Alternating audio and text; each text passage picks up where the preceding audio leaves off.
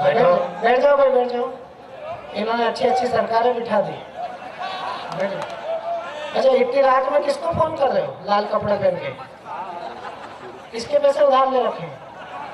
बंद करो भाई। शुरू करें क्या? हाँ करो। वन मंत्री जी तुमको ध्यान से देख रहे हैं कि जंगल का आइटम यहाँ क्या कर रहा है?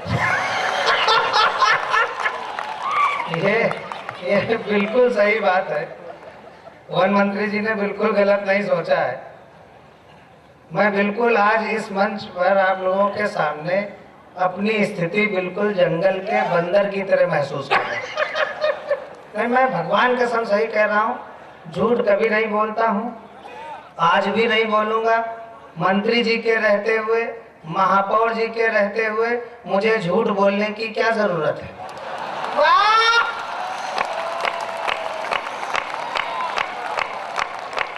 अच्छा, हालांकि देखो, हमारे छत्तीसगढ़ के वन मंत्री, वो तो अपन कह रहे थे लोगों को मालूम है कि वन मंत्री है। अगर सड़क पे देखो तो आप ये पता नहीं लगा सकते कि मंत्री भी है कि नहीं है।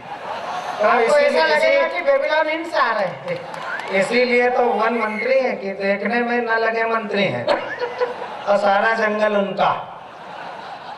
मैं आप सबको प्रणाम करता हूँ।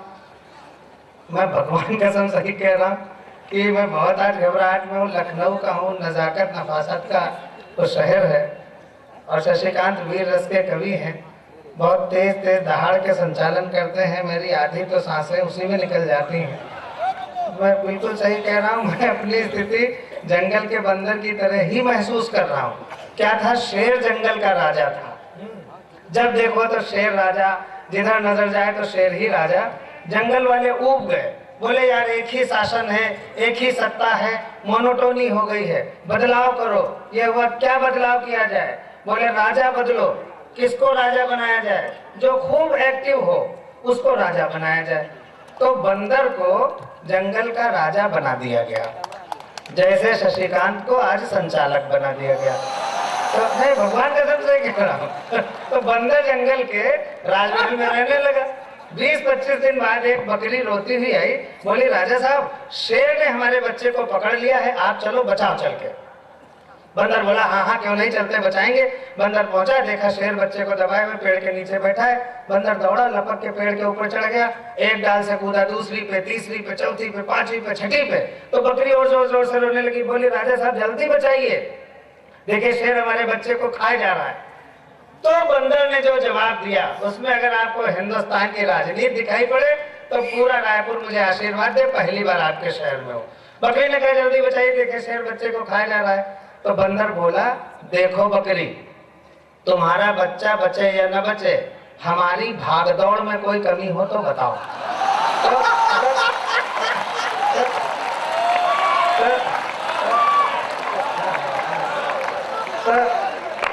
तो भैया हमारी भागदौड़ में मनोज जी कोई कमी नहीं है, रुचिर जी हमारी भागदौड़ में कोई कमी नहीं है।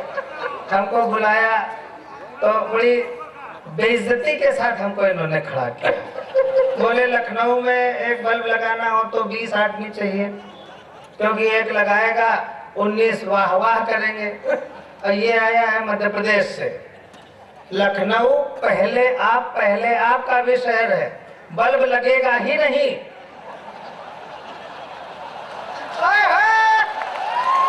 तालियां इस बात पे नहीं, अगली बात पे, बल्ब लगेगा ही नहीं। पहले आप होता रहेगा, तब तक मध्य प्रदेश का कोई यादव बल्ब चुरा के भाग जाएगा।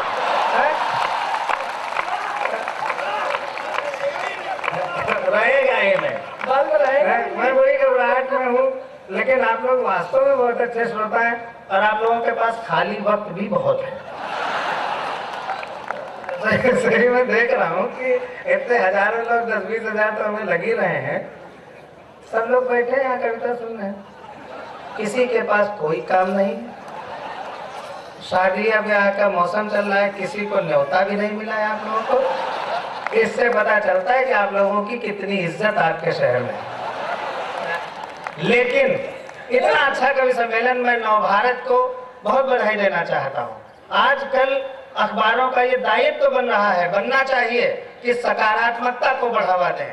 बहुत निगेटिविटी फैल रही है देश में, अखबारों की जिम्मेदारी बनती मैं मैं 4 पंक्तियां पूरे रायपुर के लिए कहना चाहता हूं। आप लोग मुझे आशीर्वाद देकर शुरू कीजिएगा। मैं थोड़ी देर आपके साथ व्यंग्य की बात करूंगा। क्या बतलाऊं इस धरती पर कैसा लगता है।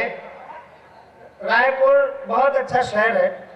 क्या बतलाऊं इस धरती पर कैसे, इसलिए बहुत अच्छा शहर है। मैं ये एक बात बहुत इमोशनल होकर के कहना चाहता हूं कि यहाँ की जो आपकी बोली है छत्तीसगढ़ी, वो बोली हमारे अवध की बोली के बिल्कुल करीब में है। मैं इसलिए इस धरती को और ज्यादा मोहब्बत करता हूं कि मैं राम के परिवार से आता हूं। ये माता कौशल्या की जमीन है। बिल्कुल ऐसे लगता है कि जैसे ननिहाल में हूं और सारे पुलिस वालों को देख के लगता है मेरे मामा खड़े हुए हैं। तो मैं 4 पंक्तियां कहता हूं। क्या बतलाऊं इस धरती पर कैसा लगता है, इस मिट्टी का जर्रा जर्रा अपना लगता है। प्रणाम करता हूं रायपुर को। क्या बतलाऊं इस धरती पर कैसा लगता है, इस मिट्टी का जर्रा जर्रा अपना लगता है। मंदिर, मस्जिद, गिरजा, द्वारे चाहे जैसे हो। चौथी लाइन अगर हिंदुस्तान की जरूरत हो तो आप तालियां बजाइएगा। मंदिर, मस्जिद, गिरजा, द्वारे चाहे जैसे हो, लोग जहां अच्छे होते हैं अच्छा लगता है। लोग जहां अच्छे होते हैं अच्छा लगता है। मैं पहली बार रायपुर में आया हूं। ये मैं बिल्कुल भगवान कसम सही कह रहा हूं। झूठ आज तक नहीं बोला है, आज भी नहीं बोलूंगा। मैं परसों आ गया था, कल राजनांदगांव जाना था। परसों जब मैं आया, मैं बिल्कुल सही घटना आपको बता रहा हूँ। अच्छा, घटना बाद में बताता हूँ। उससे पहले आलोक श्रीवास्तव जी बहुत अच्छी गजलें पढ़ रहे थे, बहुत अच्छे शेर पढ़ रहे थे और आप लोगों ने बहुत उनकी तारीफ भी की। अच्छा, माँ बाप पर शेर पढ़ रहे थे, अपने माँ बाप पे शेर पढ़ रहे थे। हिम्मत हो तो बीबी के माँ बाप पे पढ़ के दिखाओ। इतनी हिम्मत किसी में नहीं है। लेकिन आलोक बहुत बड़े शायर हैं, मैं उनको बधाई देता हूँ। आगे वाले कवि को पिछले वाले कवि की तारीफ करनी होती, मैं भूल गया था, इसलिए की थी। तो मैं जब परसों आया, बिल्कुल सही घटना मैंने कल राजनांदगांव में भी बताई। बिल्कुल भगवान कसम सही घटना। मैं हवाई जहाज से आया। आजकल मैं हवाई जहाज से आता हूँ। अच्छा, आपने मान लिया, इसके अलावा आपके पास कोई ऑप्शन नहीं है। जैसे हमारे परिचय में बताया कि तमाम देशों में मैं गया, आपने मान ही तो लिया। न तो आप आरटीआई से करो चाहे जो वही निकलेगा, आपने मान लिया। न तो आप हमारा पासपोर्ट देखोगे, न हमारा वीजा देखोगे। हम कभी, लेकिन कम बजाना, क्योंकि 5 देश में गया। आलोक 10 देशों में गए हैं, थोड़ी ज्यादा बजा दीजिए। डॉक्टर विष्णु सक्सेना 25 देशों में गए हैं, आप उनके लिए और ज्यादा बजा दीजिए। प्रताप फौजदार सरदार 50 देशों की कविता पढ़ाए। मैं एकमात्र ऐसा कवि इस मंच पर हूं जो 60 देशों की यात्रा कर रहा है। थोड़ी ताली अच्छी बजा दीजिए, मुझे खुशी होगी। और 61वें देश में मेरा हवाई जहाज लैंड करने ही वाला था।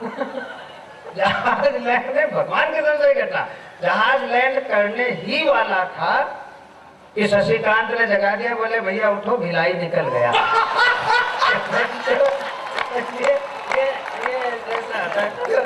कल परसों में आया, मैंने राजनांदगांव में भी ये घटना बताई, वो बहुत बढ़िया घटा हमारे साथ। तो हमको नव भारत वालों ने एक टैक्सी, एक वो गाड़ी भेजी थी इनोवा लेने के लिए, तो वही भेजी थी तो मैं आया उससे। लेकिन जो ड्राइवर था वो यहाँ का नहीं था, वो इलाहाबाद का था। नौशाद कहाँ पर? अब नाम तुम जानो, हम कोई संगीतकार थोड़ी हैं जो नौशाद का नाम याद रखें। तो वो जो ड्राइवर साहब थे इलाहाबाद के, तो बिल्कुल सही करना है, मजा लीजिए बिल्कुल। तो वो हमको बिठा के चल दिए। फिर जब थोड़ा चले आए तो हमसे पूछ रहे, साहब कहाँ चलना है? अब मैं सकते में आ गया, ये क्या ड्रोन कैमरा है क्या? हाँ, ये बम तो नहीं रखे है, क्योंकि जो आगे बताने जा रहा हूँ ऐसे कुछ, ये बार बार आया था। हम कह रहे थे लैंड क्यों नहीं कर रहा है? इसमें भी एक कवि बैठा है। तो इसमें वो कवि बैठा है जिसको पढ़ने का मौका नहीं मिला है। तो वो ड्राइवर हमसे कह रहा है कि साहब कहाँ चलना। हमने कहा भैया हमको क्या पता कहाँ चलना, तुम्हें नव भारत में भेजा है लेने के लिए, जहाँ ले चलो। बोला हमको तो पता ही नहीं, रास्ते नहीं मालूम है। तो हमने फोन किया रुचि जी को, हमने कहा भाई साहब हमें कहाँ जाना है। बोले सेलिब्रेशन होटल में जाना है। हमने कहा सेलिब्रेशन होटल का रास्ता इसको ड्राइवर को पता ही नहीं है, मैं तो पहली बार आया हूँ। तो संपादक जी ने कहा कि सर्वेश जी ऐसा कीजिए कि किसी जिम्मेदार आदमी से पूछ लीजिए। अब मैं जिम्मेदार आदमी ढूंढने लगा। भगवान कसम सही कह रहे, बिल्कुल झूठ नहीं। मैं जिम्मेदार आदमी देख, अब हमें कोई जिम्मेदार है ना दिखे। लोग तो दिख रहे थे, जिम्मेदार नहीं कोई दिख रहा था। तो तब तक मेरी नजर पड़ी, देखा है पुलिस के भाई खड़े हैं। हमने सोचा ये जिम्मेदार होंगे। ये बिल्कुल मक्खी की तरह भिनभिना रहा है। अब मुझे इससे सही में डर लग रहा है, क्योंकि मैंने आज जिंदगी में पहली बार ड्रोन कैमरा देखा है। अभी तक द्रोणाचार्य का नाम सुना था। मैं बात शुरू करता हूँ, ये वैसे डिस्टर्ब कर रहा है, अगर आप बुरा ना माने तो इसको उधर किनारे लगा दें। तो क्या करेंगे हम लोग, कोई आतंकवादी थोड़ी जो ड्रोन से निरीक्षण कर रहे हैं। लेकिन ये बहुत ज़रूरी है आजकल, हम जैसे लोगों के अंदर पता नहीं कौन छिपा मिल जाए। तो खैर मैं शुरू करता हूँ। तो पुलिस के भाई खड़े थे, बिल्कुल सही घटना। हमने गाड़ी रुपये हमने कहा लाइन से पूछ लेते हैं। हमने कहा भाई साहब ये होटल सेलिब्रेशन कहाँ पर है। तो वो हमको देखते रहे और चल दिए। बोले किसी आदमी से पूछ लो। अब मेरी हालत खराब हो गई। मैंने कहा ये पुलिस के भाई कह रहा है किसी आदमी से पूछ लो, क्या पुलिस आदमी नहीं होती क्या? अच्छा हम लोग हिंदी बोलने लिखने पढ़ने वाले लोग हैं, तो ध्यान से जुड़ जाइएगा हमसे। तो जब पुलिस के लोग आते हैं तो हम कहते हैं पुलिस आई है। कहते नहीं कहते हैं क्या आदरणीय सीईओ साहब, यही कहते हैं पुलिस आई है। जब पुलिस के लोग खड़े होते हैं तो हम कहते हैं पुलिस खड़ी है। अभी भी पुलिस देखे खड़ी है उधर। जब पुलिस के लोग चले जाते हैं तो हम कहते हैं पुलिस गई। तो जो आती है, खड़ी होती है, चली जाती है, वो पुल्लिंग कैसे हो सकती है? थोड़ा एक बार ताली अच्छी सी बजाइए। जब मजेदार बात हो तो अच्छी से ताली बजनी चाहिए, आनंद बहुत आता है। लेकिन हमको पहुंचने की जल्दी थी क्योंकि राजनांदगांव जाना था। तो हम थोड़ा आगे बढ़े तो एक जीप खड़ी थी, उस पर पुलिस लिखा था, उसमें बड़े वाले बैठे थे। नहीं आप गलत समझ रहे हैं। बड़े वाले का मतलब है कि बड़े अफसर। हमने ये जरूर बता दें कि बिल्कुल भगवान कसम सही घटना है। कल 12 बजे 12:40 की परसों। तो हमने कहा रोकी, गाड़ी रुकवाई। हमने कहा भाई साहब ये सेलिब्रेशन होटल किधर है? वो बोले क्यों? हमने कहा हमको वहाँ जाना है। बोले क्यों?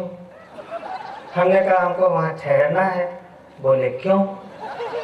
हमने कहा नव भारत का कवि सम्मेलन है। बोले क्यों? अच्छा ये हमको भी नहीं पता कि क्यों।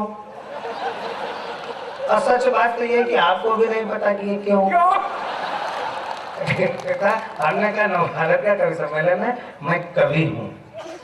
तो उन्होंने हमको ऊपर से नीचे तक देखा। बोले तुम कवि हो? देखने में तो आतंकवादी लगते हो। तो हमने उनसे पूछा आतंकवादी होता क्या? आज जुड़िएगा हमसे, मैं व्यंग्य की बात शुरू करता हूँ। हमने पुलिस अफसर से पूछा महोदय बता सकते हैं? आप लोग भी अगर ताली बजाएंगे तो मुझे बहुत अच्छा लगेगा, बुरा बिल्कुल नहीं लगेगा। हमने पुलिस अफसर से पूछा महोदय बता सकते हैं ये आतंकवादी किसे कहते हैं? वो बोले हत्या कर दो। उठाना अगली पंक्ति को। वो बोले हत्या कर दो, पकड़े गए तो अपराधी वरना आतंकवादी। हम समझ गए कि ये बहुत बड़े अफसर हैं। बिल्कुल 100%। बहुत बड़ा अफसर क्या होता है, मैं उसकी छोटी सी परिभाषा आपको बताता हूँ। जितने अफसर हैं सब ताली बजाए उसमें। बड़ा अफसर वही होता है जिसको ये न पता हो कि हमारे शहर में कब क्यों और क्या हो रहा है, वही बड़ा अफसर होता है। बाकी जिम्मेदारी तो छोटे लोगों पर होती है। तो खैर हम आ गए सेलिब्रेशन होटल। बहुत अच्छा सेलिब्रेशन होटल है। मैंने जिंदगी में इतना अच्छा होटल नहीं देखा। सारी सुविधाएं उपलब्ध हैं और लिखा है प्रयोग करना मना है। और मुझे बड़ा मजा आया, उसमें कमरे में एक छोटा सा फ्रिज रखा है, उस फ्रिज में कोल्ड ड्रिंक रखी है, उसमें 2 बियर की बोतलें भी रखी हैं, और भी लेकिन लिखा है कृपया इनका इस्तेमाल ना करें। हम ये नहीं समझ पाए कि ललचवाने से क्या फायदा मिलता है आपको, है? अब हम कायस्थ आदमी, मधुशाला हमारे खून से लिखी गई है, हमको देखने को मिले, खाली छूने को मिले तो क्या होगा। खैर, हम सेलिब्रेशन होटल पहुंचे, विष्णु सक्सेना जी वहाँ पहले पहुंच चुके थे, तो मैं उनके पास पहुंचा, मैंने बताया भाई साहब आज ऐसा ऐसा घटित हुआ है, और रास्ते में मैंने रिसर्च की कि उस पुलिस के भाई ने ये क्यों कहा कि किसी आदमी से पूछ लो। मैं रिसर्च आपके सामने रखता हूँ, बड़ी मजेदार रिसर्च है, आनंद आएगा और वास्तव में आनंद आएगा। आप बस पुलिस का चित्र अपने सामने रखिए। मैं सुरक्षा के दृष्टिकोण से ये कह सकता हूँ कि ये रिसर्च मैंने उत्तर प्रदेश की पुलिस के लिए की है, सिर्फ सुरक्षा की दृष्टि से। बाकी मैं जानता हूँ सारी पुलिस एक जैसी होती है, सारी पुलिस बहुत अच्छी है, चाहे छत्तीसगढ़ की हो, चाहे मध्य प्रदेश की हो, चाहे उत्तर प्रदेश की हो, चाहे किसी भी प्रदेश की हो, बहुत अच्छी पुलिस हमारे यहाँ की है। जो दे दो चुपचाप रख लेते हैं। वाह, मुझे लखनऊ की एक घटना याद है कि बिल्कुल असली घटना। मैं लखनऊ में गोमती नगर में रहता हूँ, बहुत अच्छा मोहल्ला है। मैं एक दिन मोटरसाइकिल लेके निकला, हेलमेट लगाना भूल गया, तो जैसे घर के आगे निकले चौराहे पे जांच हो रही थी, मेरे पास 100 रुपए थे सिर्फ। उसने रोका, बोला हेलमेट नहीं लगाओ, 1500 रुपए लगेंगे। हमने कहा भाई साहब 100 ही रुपए हैं, किसी तरह मैनेज कर लीजिए। तो पुलिस मैनेज कर लेती है, तो उन्होंने मैनेज कर लिया, उन्होंने मतलब ले लिया, छोड़ दिया, बोले जाइए। मैं थोड़ा ही आगे गया था तो मुझे ध्यान है आगे और चौराहा पड़ेगा, फिर जांच हो सकती है, फिर और चौराहा पड़ेगा, मेरे पास तो रुपए भी नहीं। तो मैं फिर वापस गया, हमने कहा भाई साहब क्या करें, आगे फिर जांच हो सकती है। बोले कोई चिंता नहीं, कोई रोके, कह देना पेप्सी। तो हम अगले चौराहे पे पहुंचे, जांच हो रही थी, हमने कहा पेप्सी, बोला जाइए। अगले चौराहे पहुंचे, हमने कहा पेप्सी, बोला जाइए। मैं उस दिन पेप्सी से पूरा लखनऊ घूम आया, पेट्रोल की जरूरत नहीं पड़ी। दूसरे दिन मैंने कागज भी नहीं रखे, लेके निकला, हमने कहा पेप्सी तो है अपने पास, वहीं पे जांच हो रही। और जैसे उसने रोका, हमने कहा पेप्सी, बोला किनारे लगाओ, आज कोका कोला है। ये स्थिति होती है, ये अच्छा बढ़िया है। तो आप, मैं रिसर्च सुनाता हूँ पुलिस स्त्रीलिंग क्यों होती है। इसमें धीरे धीरे तालियों का लेवल बढ़ाना, बहुत आनंद आएगा आपको। अभी नहीं, एडवांस बिल्कुल नहीं, साथ में धीरे धीरे, एक काम हो पेमेंट, दूसरा हो पेमेंट, ऐसे। पुलिस जो टोपी लगाती है, टोपी स्त्रीलिंग। पुलिस जो वर्दी पहनती है, वर्दी स्त्रीलिंग। पुलिस जो बेल्ट बांधती है, बेल्ट स्त्रीलिंग। सीटी स्त्रीलिंग, मोटरसाइकिल स्त्रीलिंग, जीप स्त्रीलिंग, गिरफ्तारी स्त्रीलिंग, हथकड़ी स्त्रीलिंग, तफ्तीश स्त्रीलिंग, इंक्वायरी स्त्रीलिंग, पूछताछ स्त्रीलिंग, अदालत स्त्रीलिंग, सुनवाई स्त्रीलिंग, सजा स्त्रीलिंग, जेल स्त्रीलिंग, कोठरी स्त्रीलिंग, जमानत स्त्रीलिंग और रिहाई स्त्रीलिंग।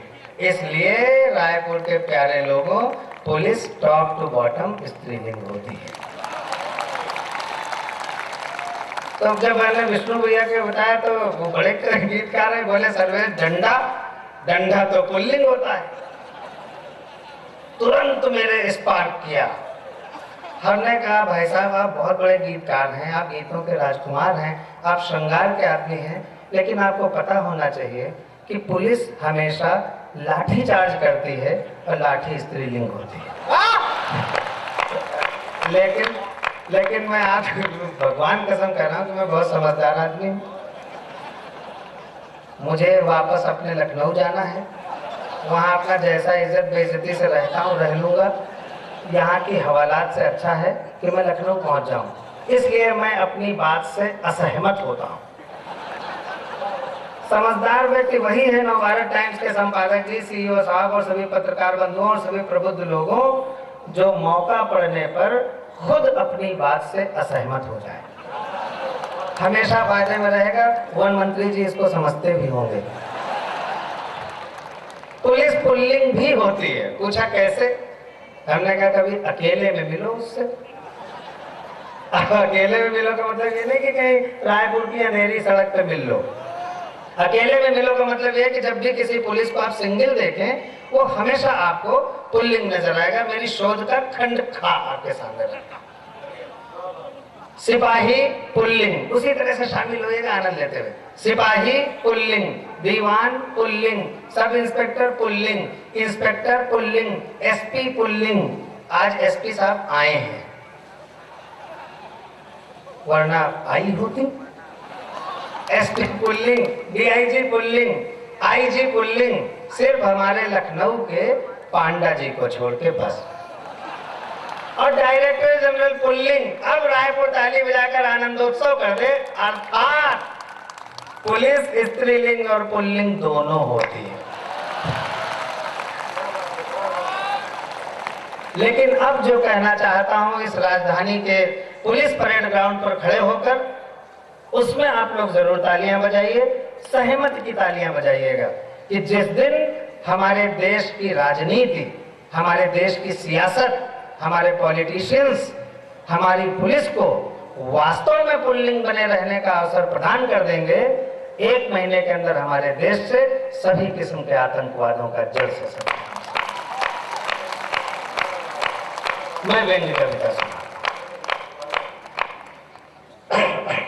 वो कविता जिसके लिए मुझे शशिकांत ने कहा, लेकिन मैं उससे पहले 2 क्षणिकाएं सुनाना चाहता हूँ। वो आप क्षणिकाएं सुन लीजिएगा। व्यंग्य का तेवर मेरे पास है, मैं आपके सामने रखता हूँ। आपको विज्ञापन ही सुनाएंगे, जैसा तुम कहोगे। तुम संचालक हो, तुम कहो तो बिना विज्ञापन के बिक जाए। कभी कभी आप सोचो कुछ होता कुछ है। मैं आया हूँ लखनऊ से, इन्होंने बताया अमेरिका भी गए। मैं जब अमेरिका गया तो वहाँ बहुत अच्छा लगा, लोगों ने बहुत अच्छा सुना। थोड़े दिन पहले अमेरिका के राष्ट्रपति बराक ओबामा जी आए यहाँ पर, तो 2 शहरों से भिखारी हटाए गए, दिल्ली और बंबई, क्योंकि वहीं उनको जाना था। व्यंग्य की बात करता हूँ, पढ़े लिखे लोग सभी हैं, सब लोग शामिल हो जाइए। वो भिखारी क्यों हटाए गए? हमने प्रधानमंत्री जी से पूछा, प्रधानमंत्री जी बता सकते हैं? प्रधानमंत्री जी, एक सवाल हमारी समझ में नहीं आया। माना कि अमेरिका के राष्ट्रपति बराक ओबामा जी आ रहे हैं, पर आप हमारे देश के सम्मानित भिखारियों को उनके फुटपाथ पर से क्यों हटा रहे हैं? आप हमारे देश के सम्मानित भिखारियों को उनके फुटपाथ पर से क्यों हटा रहे हैं? इस पर वो बोले, अस्थाना जी, भिखारियों को हटाना हमारी मजबूरी है। जितने लोग व्यंग्य समझ रहे हो आशीर्वाद ने बोले, अस्थाना जी, भिखारियों को हटाना हमारी मजबूरी है, क्योंकि एक बड़ा कटोरा फैलाने के लिए छोटे छोटे कटोरे हटाना जरूरी है। क्योंकि एक बड़ा कटोरा फैलाने के लिए छोटे छोटे कटोरे हटाना जरूरी है। एक और क्षणिका आपको सुनाता हूँ, और फिर विज्ञापन वाली कविता, वो भी मेरे जीवन की एक अद्भुत कविता है। इस सीरीज में मैं यही सुना रहा हूँ। मैं लखनऊ की राजधानी लखनऊ से आया हूँ, वहाँ पर विधानसभा मार्ग है। रायपुर, यहाँ भी विधानसभा मार्ग होगा। विधानसभा मार्ग उस सड़क को कहते हैं जिस पर विधानसभा बनी होती है। जिस सड़क पर विधानसभा नहीं होती उसको महात्मा गांधी मार्ग कहते हैं। वाह वाह, बस यहीं से व्यंग्य उठना चाहता है। आपकी तालियां मुझे आशीर्वाद देंगी। लखनऊ के विधानसभा मार्ग पर, लखनऊ के विधानसभा मार्ग पर इधर से उधर और उधर से इधर और फिर इधर से उधर जा रहे गिरगिट नरेश से हमने पूछा, नरेश माने राजा, गिरगिटों का राजा। गिरगिट नरेश से हमने पूछा, गिरगिट जी बता सकते हैं, गिरगिट जी बता सकते हैं अपने और नेता के बीच आपसी संबंध को तुलनात्मक रूप से समझा सकते हैं? Comparative study of the two. अपने और नेता के बीच आपसी संबंध को तुलनात्मक रूप से समझा सकते हैं? गिरगिट बोला, अस्थाना जी, किसी गिरगिट की नेता से तुलना करना महापाप है। अगली लाइन पर उछल के तालियां बजा दीजिएगा। गिरगिट बोला, अस्थाना जी, किसी गिरगिट की नेता से तुलना करना महापाप है, क्योंकि रंग बदलने के मामले में नेता गिरगिट का बाप है। क्योंकि रंग बदलने के मामले में नेता गिरगिट का बाप है। मैं वो कविता सुनाता हूँ जो सत्य घटना पर आधारित है, छोटी सी कविता है। हाँ, स्वागत है। ये क्या कर रहे हो भाई? ये कुछ है जो बटेगा भी। नहीं बटेगा? क्यों नहीं बटेगा? बांटो, हाँ स्वागत सुनाइए। मैं पढ़ता हूँ। मुझे बहुत अच्छा लगता है जब मैं कविता पढ़ रहा होता हूँ और पीछे कुछ बटता है, क्योंकि इससे क्या होता है कि पीछे के कवि जो है वो अपना खाने में लग जाते हैं, वो ये नहीं सुनते मैंने क्या सुनाया, इसलिए उनको हर बार मैं नया कवि नजर आता हूँ। सत्य घटना पर आधारित है, 8 साल पुरानी घटना है। मैं क्लीन शेव रहता था, बिल्कुल ब्यूटीफुल टाइप का, हैंडसम था। हैंडसम तो मैं आज भी हूँ, लेकिन तब ब्यूटीफुल टाइप का था। तो बस समस्या ये थी कि हमारी शादी नहीं तय हो पा रही थी, कोई ससुर आता ही नहीं था। नहीं, ये भगवान कसम से घटना है, मैंने आज तक झूठ नहीं बोला है, आज भी नहीं बोलूंगा। कोई ससुर नहीं आता था। एक आया, उसने हमको देखा और वापस चल दिया। पिताजी ने कहा भाई साहब क्यों जा रहे हैं? बोला इससे कौन शादी करेगा, ये तो बच्चा है। मुझे बहुत बुरा लगा, मैंने पूरी दाढ़ी रख ली प्रताप हौदार जी की तरह। दूसरा आया, हमको देखा, वो भी चलने लगा। पिताजी ने कहा आप क्यों जा रहे हैं? बोला इससे कौन करेगा शादी, ये तो गुंडा है। तब मैंने मध्य मार्ग अपनाया, लेकिन फिर भी कोई प्रपोजल नहीं आया। एक दिन लखनऊ में कवि सम्मेलन था, यही लोग आए हुए थे, दोपहर के खाने पे हमारे यहाँ बैठे हुए थे। पिताजी मुंह लटकाए बैठे, प्रताप हौदार जी मुंह छेटे हुए बैठे, विष्णु सक्सेना जी कोमलता से बैठे, शशिकांत यूं हाथ के विवेकानंद की तरह बैठे, सब बैठे। पिताजी दुखी। शशिकांत ने कहा चाचा जी आप इतना दुखी क्यों हैं? पिताजी बोले सर्वेश की भी शादी हो जाती तो हम गंगा नहा लेते। अच्छा, हमारे यहाँ उत्तर प्रदेश में कोई अच्छा या बुरा काम जो कंप्लीट होता है तो गंगा नहाई जाती है। मैं ये नहीं समझ पा रहा था रायपुर के अच्छे लोगों कि पिताजी मेरी शादी को अच्छा काम समझ रहे हैं कि बुरा काम समझ रहे हैं। तो प्रताप हौदार जी ने कहा कि चाचा जी ऐसा करो कि सर्वेश का एक मैट्रिमोनियल विज्ञापन निकलवा दो, वैवाहिक विज्ञापन, हो सकता कोई पार्टी फंस जाए। तो विष्णु सक्सेना जी ने अखबार का नाम बताया कि इसमें छपवाइए तो ज्यादा प्रपोजल्स आएंगे। तो हमारा विज्ञापन छपा, उसमें हमारी उम्र 28 साल छपनी चाहिए थी, लेकिन वो गलती से 82 साल छप गई, 2882 हो गया। हम बिल्कुल नहीं बताएंगे अखबार कौन था, नहीं तो आप जान जाएंगे नव भारत था। तो 82 हो गया। अब हम निश्चिंत हो गए कि अब हमारी शादी नहीं हो पाएगी, हमको कुंवारा ही रहना पड़ेगा। चूंकि अटल जी के शहर लखनऊ का हूँ, इसलिए हो सकता है कि भारत का प्रधानमंत्री भी बनना पड़ जाए। लेकिन हमारे लिए प्रपोजल्स आए, 70 साल वाली का, 75 साल वाली का, 78 साल वाली का। तो हमने अपने पिताजी की तरफ देखा, उनकी उम्र उस समय 80 साल थी। हमने मन ही मन उनसे पूछा पिताजी ये विज्ञापन आपने मेरे लिए निकलवाया है कि अपने लिए निकलवाया है? तो इसी से कविता बनी थी। एक बार ताली बजा दीजिए, जीवन की एक अच्छी कविता। पिताजी को हमारी शादी का ख्याल आया, इसलिए उन्होंने हमारा वैवाहिक विज्ञापन निकलवाया। लेकिन अखबार ने मेरे बारे में पता नहीं क्या नापा, मेरा वर्णन खरीद बिक्री वाले कॉलम में छापा। लेकिन अखबार ने मेरे बारे में पता नहीं क्या नापा, मेरा वर्णन खरीद बिक्री वाले कॉलम में छापा। शायद अखबार मेरे अस्तित्व के मामले में कुछ धोखा खा गया, इसीलिए तो मेरा वर्णन निविदा सूचना के बिकाऊ माल में आ गया। मैं आपको ज्ञान के लिए बता दूं कि निविदा सूचना को हिंदी में टेंडर नोटिस कहा जाता है। वाह, टेंडर नोटिस कहा जाता है, जो समझ में आए वही हिंदी। शायद अखबार मेरे अस्तित्व के मामले में कुछ धोखा खा गया, इसीलिए मेरा वर्णन निविदा सूचना के बिकाऊ माल में आ गया। अब मुझे खरीदने के लिए निविदाएं आने लगी, अपने अपने जोर आजमाने लगी। एक में था माल कितना पुराना है, अब जुड़ना मस्ती आने वाली। एक में था माल कितना पुराना है, दूसरे में था क्या जहां है जैसा है वहीं से उठाना है। वाह, एक में था माल कितना पुराना है, दूसरे में था क्या जहां है जैसा है वहीं से उठाना है। तीसरा पूछ रहा था मशीनरी की क्या कंडीशन है, और चौथे पर ठहाके के साथ तालियां आनी चाहिए, मजा आएगा। तीसरा पूछ रहा था मशीनरी की क्या कंडीशन है, और चौथा जानना चाह रहा था क्या एक बार ट्रायल करने की परमिशन है। वाह, पिताजी को लगा मामला तो संगीन होता जा रहा है। अच्छा खासा नौकरी शुदा विवाहियों की बेटा, लगता है बिगड़ी हुई मशीन होता जा रहा है। इसलिए पिताजी ने अखबार को उसकी गलती के मामले में कंप्लेंट दर्ज कराई। अखबार ने भूल सुधार की और अगले दिन मेरे बारे में सूचना किराए के लिए खाली में आई। वाह, अगले दिन मेरे बारे में सूचना किराए के लिए खाली। भाई साहब जरा सा एक बार ताली बजाइए, आप लोग अच्छे नहीं लगते बिना ताली बजाए। अच्छा, आपके हाथ में चाय है, मत बजाइए। अगले दिन मेरे बारे में सूचना किराए के लिए खाली में आई। कई किराएदार आए, कुछ तो साथ में एडवांस तक लाए। अब असली कविता शुरू होती है। अब रायपुर के कविता के श्रोताओं की परीक्षा और मेरी भी परीक्षा कि मैं अच्छा सुना रहा हूं और आप अच्छा सुन रहे हैं। कई किराएदार आए, कुछ तो साथ में एडवांस तक लाए। एक किराएदार से पिताजी ने पूछा, महोदय कौन है आप? वो बोला, पढ़ी लिखी जवान बेटी का गरीब बाप। वाह, वाह। आपने सूचना निकाली है कि आपका नौकरीशुदा विवाह योग्य बेटा किराए के लिए खाली है।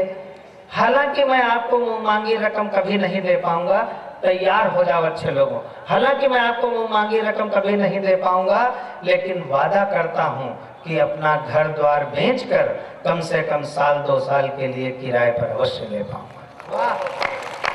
लेकिन वादा करता हूं कि अपना घर द्वार बेचकर कम से कम साल 2 साल के लिए किराए पर अवश्य ले पाऊंगा। आप मुझे हताश मत कीजिएगा। हास्य व्यंग के बहुत बड़े बड़े महनीय लोग मंच पर हैं, अनिल चौबे, बड़े भाई प्रताप फौजदार, सब लोग।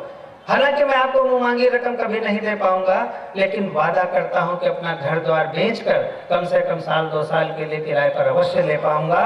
आप मुझे हताश मत कीजिएगा। इस गरीब बेटी के बाप को निराश मत कीजिएगा। आप मुझे हताश मत कीजिएगा। इस गरीब बेटी के बाप को निराश मत कीजिएगा, क्योंकि इससे मेरा कल्याण हो जाएगा। भले साल 2 साल के लिए ही सही, पर एक निर्धन कन्या को सुहाग तो मिल जाएगा।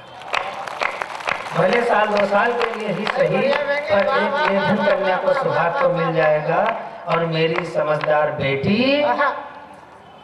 समझदार बेटी आपका पूरा किराया अदा कर जाएगी। जुड़ जाना, बिल्कुल बहुत दिल से जुड़ जाना।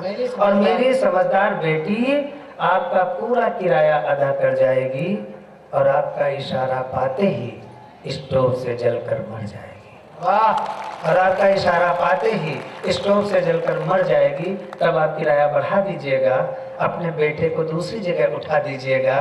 तब आप किराया बढ़ा दीजिएगा, अपने बेटे को दूसरी जगह उठा दीजिएगा। क्योंकि ये जो 2 पंक्तियां मैं कहने जा रहा हूं, इससे अगर आप सहमत होना तो इतनी अच्छी तालियां बजाना कि ये समस्या जो मैं उठा रहा हूं ये समूल नष्ट हो जाए। क्योंकि दहेज के मौसम में आजकल ऐसे भी दिन आने लगे हैं कि माँ बाप अपने विवाह योग्य बेटों को किराए पर उठाने लगे हैं। वाह। क्योंकि दहेज के मौसम में आजकल ऐसे भी दिन आने लगे हैं कि माँ बाप अपने विवाह योग्य बेटों को किराए पर उठाने लगे हैं। और गरीब माँ बाप की बेटियां, मेरा काव्य पाठ समापन पर है, सिर्फ 4 पंक्तियां बची हैं। और गरीब माँ बाप की बेटियां इसी तरह अपनी गरीबी का प्रायश्चित करती रहती हैं। इसीलिए तो शादी के बाद बहुत जल्द स्टोव से जलकर मरती रहती हैं। तो भाइयों बहनों, मैं जो आपको हंसता, मुस्कुराता और खिलखिलाता दिख रहा हूँ, मुझे आशीर्वाद देकर विदा कीजिए कि मैं इसी तरह अच्छा लिखूं। तो भाइयों बहनों, मैं जो हंसता, मुस्कुराता और खिलखिलाता दिख रहा हूँ, असलियत ये है कि मैं एक दहेज लोभी बाप का बेटा हूँ और हर साल किराए पर बिक रहा हूँ। बहुत आभार आपका, बहुत धन्यवाद।